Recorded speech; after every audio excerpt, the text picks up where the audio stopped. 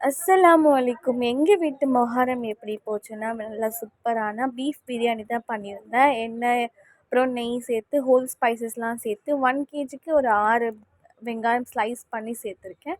வெங்காயம் நல்லா இந்த அளவுக்கு வதங்கினதுக்கப்புறம் 8 டேபிள் ஸ்பூன் இஞ்சி பூண்டு பேஸ்ட்டு, ஒரு 10 பச்சை மிளகா, 6 தக்காளி சேர்த்துட்டு நல்லா வதக்கிட்டு, 1/2 கட்டு கொத்தமல்லி, 1/2 கட்டு புதினா, 1 1/2 கப் அளவுக்கு தயிர் சேர்த்து நல்லா மிக்ஸ் பண்ணி எடுத்துக்கலாம். உப்பு சேர்த்துக்கோங்க, மிளகாய்த்தூள், தனியாத்தூள், மஞ்சள்தூள். அதுக்கப்புறம் வேக வச்சுருக்கிற பீஃப் 3/4 கிலோ எடுத்திருக்கேன். 1 கிளாஸ் அரிசிக்கு 1 கிளாஸ் தண்ணி. நல்லா கொதித்து வந்ததுக்கப்புறம் ரைஸ் சேர்த்துட்டு கொஞ்சமாக தம் போடும்போது பூந்தி பவுடரும் நெய் சேர்த்து நல்லா ஃபாயில் பேப்பர்லாம் போட்டு நல்லா மூடி போட்டு வச்சுட்டேன்.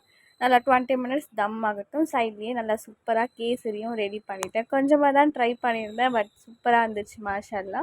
ரைத்தாவும் கேரட் போட்டு ரெடி பண்ணியாச்சு. பீஃப் பிரியாணி சூப்பராக இருந்துச்சு மாஷாஅல்லா. அதோட சேர்ந்து உட்காந்து சாப்பிட்டோம்.